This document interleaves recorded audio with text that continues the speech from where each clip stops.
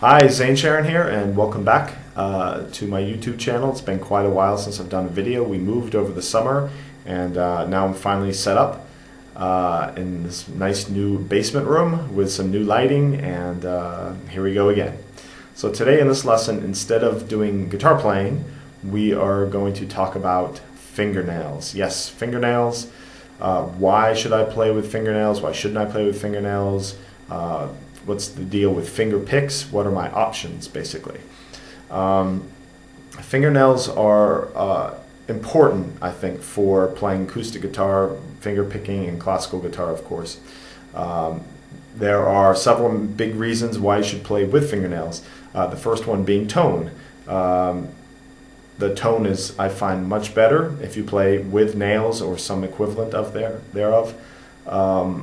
Rather than just the skin of your fingers. The second thing is volume. You'll get a much louder volume if you can play with nails. You won't have to fight to be heard. And the third thing for me is speed, at least. I couldn't play the things that I play without fingernails speed-wise. Those fast banjo rolls, I can't do them with just my bare fingers. So we're going to talk about some people that play with nails and some people who play without nails, and look at some of the options that we have for nails. So let's take a look very quickly at my nails. So let me give you a little look at what I use for fingernails. About 6 or 7 years ago, I started going to a nail salon and had acrylic coating to my nails applied because a guitarist friend of mine did just that and recommended it, and I swear by it. I could not play what I play without them. So basically, this is how they look.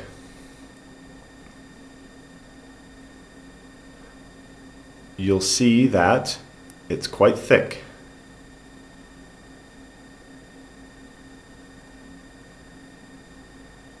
The thickness will vary depending on how thick you want it, but this is an acrylic coating. It's a powder that's mixed with a liquid, and it hardens on the nails.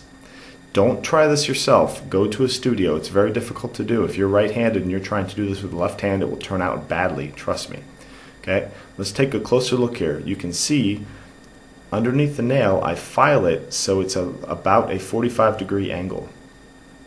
This gives me the best tone when it comes off the string, nice and clear without any scratching. I keep my nails relatively short, they're not that long. Now the middle and ring fingers, I file at an angle. You can see it going up this way.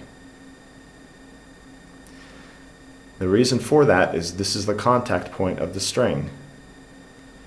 When you play with a normal, slightly bent hand posture with the right hand, that's where it contacts the string.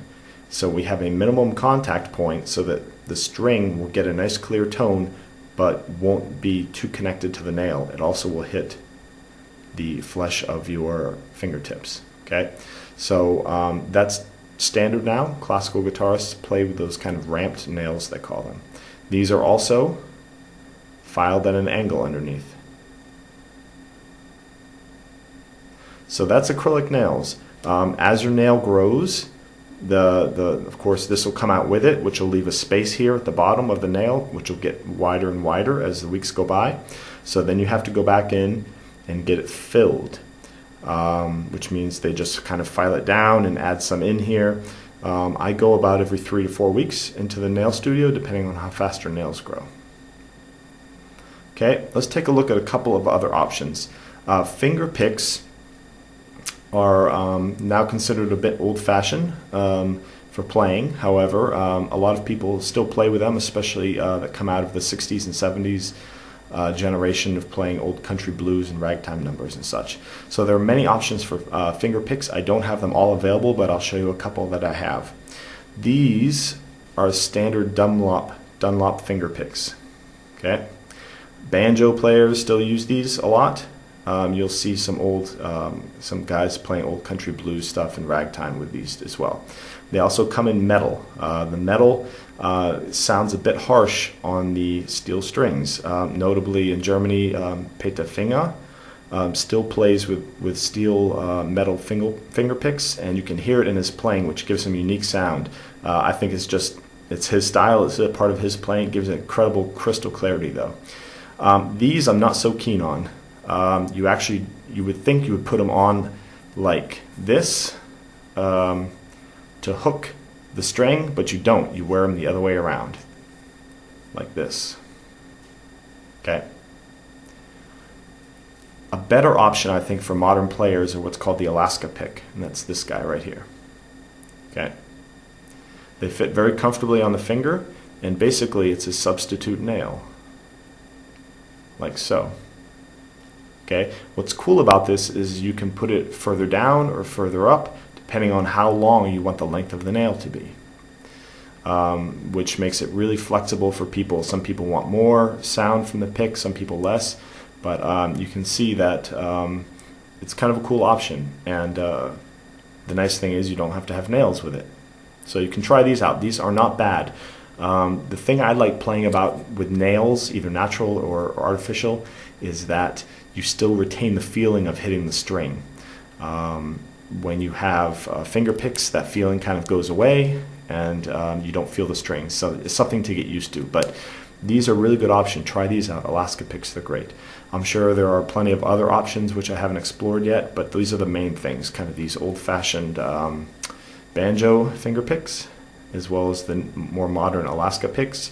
And you can try nails as well. Not just acrylic, you can also try out a regular fake nail that you glue on in shape. So there's all kinds of options. So it doesn't hurt to experiment.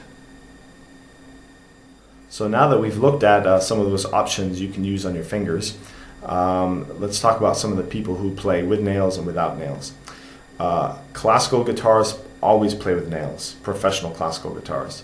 The tone is much better, and the articulation I find is much better. There are some people in the rock world that play classical guitar without nails. I remember reading Steve Howe from Yes played Mood for a Day and his classical, kind of classically inspired pieces from the 70s without nails. But always classical guitarists play with nails. Many fingerstyle guitarists also play with nails. However, there are some exceptions. Most notably, Tommy Emmanuel does not play with fingernails. He plays with his skin. However, what you should know about Tommy is he's the best because he plays constantly. That's all he does all day, every single day of his life, is play guitar. 8-10 hours a day, sometimes more. He doesn't do anything else. And he's actually developed calluses on his right-hand fingertips that helps him with the tone. Though if I'm honest, if you listen to his recordings, I would never complain about his tone. However, it's not as crystal clear and articulated as people who play with nails.